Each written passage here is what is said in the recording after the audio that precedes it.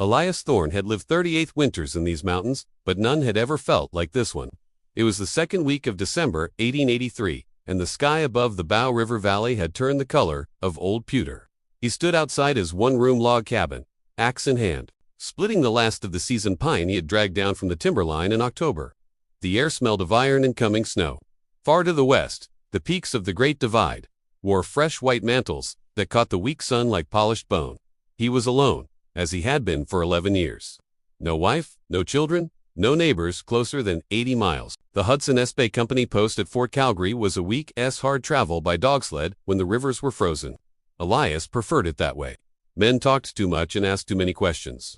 He had come here after the Dakota War of '62, after he had seen what white men and red men we could do to each other when they forgot they were both just meat for the same hungry land. The mountains did not judge. They only tested. He had spent the autumn laying his trapline in a great looping circle. Beaver on the lower creeks, marten and lynx higher up where the spruce gave way to crumb holes. Yesterday, he had taken a fine silver fox and 2 plump beaver. The pelts hung inside the cabin, stretched on willow frames. The meat was smoked and packed in the root cellar beneath the floorboards. Enough, he had thought, to see him through until the Chinook winds of March. He should have known better. That morning, the wind had a new voice, low, steady, like a man breathing through clenched teeth. By noon, the first flakes fell, fat and lazy. By 3 o'clock, they were driving sideways, stinging his face like thrown gravel. Elias cursed softly, shouldered his rifle and the light pack of jerked meat and pemmican, and started back toward the cabin. It was only 4 miles. He had walked it 100 times in darkness. He never reached it. The trail disappeared under a moving carpet of white. The spruce trees, usually black sentinels, became pale ghosts that leaned and moaned. The wind rose until it screamed. Elias pulled the hood of his wolfskin parka tighter and kept moving, compass in his mittened fist. The needle swung crazily. The storm had its own magnetism. He knew the signs. This was no ordinary, this was the kind of storm that killed men who had lived here all their lives. He had heard stories from the old Cree hunters how, in the winter of '71, entire bands had been buried in their tippests. How the snow had drifted 30 feet deep in the passes. He had laughed then. He was not laughing now. His snowshoes' wide, rawhide-laced frames he had made himself kept him from sinking to his waist. But the drifts were growing faster than he could climb them. His breath froze in his beard. His fingers inside the mittens were already numb. He tried to remember the shape of the land. A small ridge should lie to his left, then a frozen beaver pond, then the cabin. But the world had become a white room with no walls and no ceiling. He stumbled into a shallow gully and fell. The snow closed over him like cold water. For a moment he lay there, strangely peaceful, listening to the howl above. Then the old stubbornness rose. He fought his way upright, gasping. His left snowshoe had snapped. He cursed again, louder this time, and cut the broken frame away with his skinning knife. He would have to walk on one shoe and his right boot. It was suicide, but so was staying still. Night fell without twilight. The temperature dropped so fast he could hear the trees cracking like pistol shots. He found a windfall spruce, its roots torn up by some past avalanche, and crawled beneath the root ball. The snow had already drifted against it, forming a natural cave. He pulled his small axe from the pack and hacked at dead branches, stacking them inside. With shaking hands he struck a match. His last 3 were in a brass tube around his neck and kindled a tiny fire. The flames were pathetic against the roaring dark, but they were life. He sat with his back to the frozen earth, knees drawn up, and listened to the storm trying to dig him out. Somewhere in the night he thought he heard wolves, but it might have been the wind. He ate a strip of pemmican, the fat and berries gritty between his teeth, and tried not to think about the miles of empty white between him and any other living soul. He had survived Indian wars, river drownings, and the packs. He had once walked 30 miles with a broken ankle, but this felt different. This felt personal. The fire died to coals. Elias pulled his buffalo robe over his head and waited for morning, if morning ever came. 3 days passed, or perhaps 4. Time lost its edges. The snow cave had become both tomb and fortress. Elias had enlarged it with his hands and the axe until he could almost stand. He had roofed the entrance with a blanket of spruce boughs and packed snow until only a small breathing hole remained. Inside, the temperature stayed just above freezing as long as he kept the fire alive. But wood was running low. He had dragged in every stick he could reach without leaving the shelter.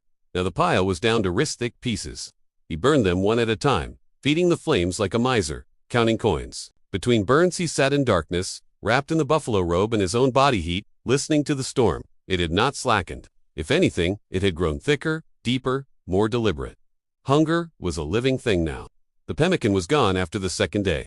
He had a little flour left, perhaps to cup sand a lump of lard the size of his fist. He mixed them with melted snow in his tin cup and made a thin, greasy bannock that he baked on a flat stone by the fire. It tasted of smoke and despair, but it kept the worst of the cramps away. On the fourth morning, he thought it was morning. The light through the breathing hole was the color of dirty milk. He heard a new sound, a deep, muffled rumble that seemed to come from the mountain itself. Avalanched. Somewhere above him, the snowpack was shifting. He pressed his ear to the frozen wall and waited. The rumble passed. He exhaled. His left foot was the real worry. The broken snowshoe had left him walking unevenly for those last desperate miles. Now the foot was swollen inside the boot, the toes black at the tips. Frostbite. He had seen it take men's feet, then their lives. He cut the boot away with the skinning knife, the leather stiff as iron. The foot looked like something that belonged on a corpse. He rubbed it gently with snow, then with the last of the lard, and wrapped it in strips, torn from his spare shirt. The pain was exquisite. Good. Pain meant he was still alive. He talked to himself to stay sane. He told the story of the time he had shot a grizzly at 20 paces with a single-ball rifle, how the bear had kept coming until the second shot took it through the eye. He recited every psalm he could remember, though he had never been a church-going man. He sang the old Voyageur songs in a voice gone hoarse from cold and smoke. C'est la belle Francoise Lan, Guy Lan la, c'est la belle, Francis Quivute, si meilleur. The sound of his own voice frightened him more than the silence. On the fifth night, the fire went out completely. He had no more wood. The cold rushed in like a living enemy, pressing against his chest, squeezing the breath from him. He curled into a ball. The buffalo robe pulled over his head, and waited for the end. Sleep took him in fits. In his dreams, he was warm. He was a boy again in the Ohio Valley, lying in his mother's feather bed while snow tapped at the window. He woke crying, the tears freezing on his cheeks. He had one last resource. In the bottom of his pack was a small tin of bear grease mixed with spruce gum macree, remedy for wounds and cold. He smeared it thickly over his frostbitten foot and the worst patches on his face. The smell was rank, but the grease formed a barrier against the wind that still found its way through the snow walls. He began to carve his own gravestone in his mind. Here lies Elias Thorne, who thought the mountains were his friends. He laughed at that, a dry, cracked sound. The laugh turned into a cough that hurt his ribs.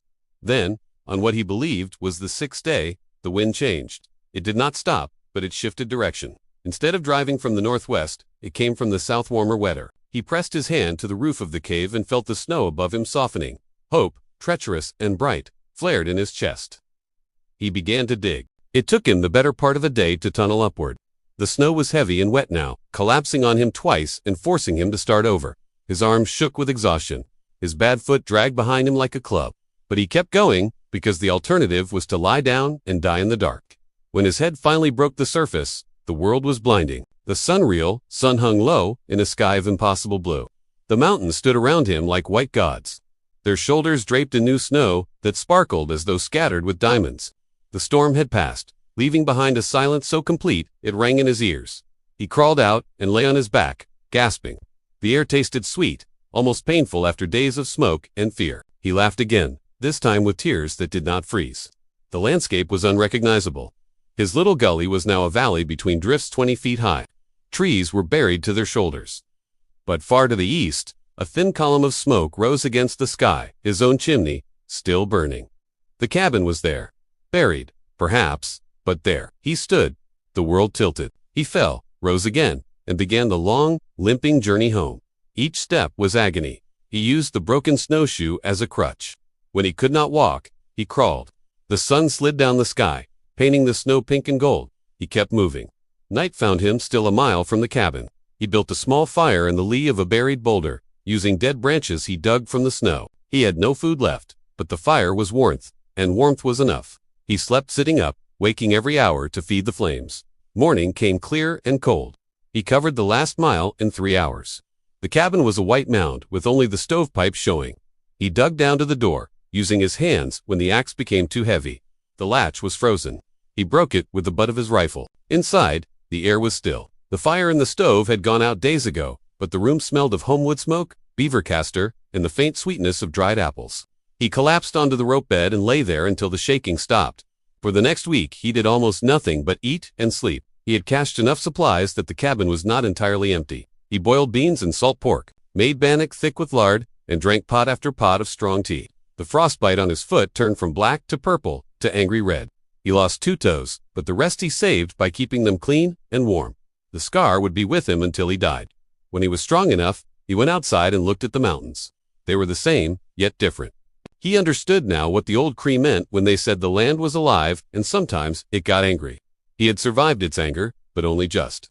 In the spring, when the snow finally melted and the rivers ran black with silt, Elias Thorne walked down to Fort Calgary for the first time in 2 years. He sold his winter catch 23 prime beaver, 7 marten. The silver fox and bought a new rifle, a keg of nails, and a bottle of good whiskey. The clerk at the post asked him how the winter had been up in the high country. Elias took a long pull from the bottle, wiped his mouth, and smiled with the half of his face that still could Quiet, he said. Real quiet. Then he walked back into the mountains, alone as ever. But no longer the same man who had left them in the fall. The white had taken something from him, youth, perhaps. Or the last of his illusions. But it had given him back something rarer. The knowledge that he could be broken and still stand up again.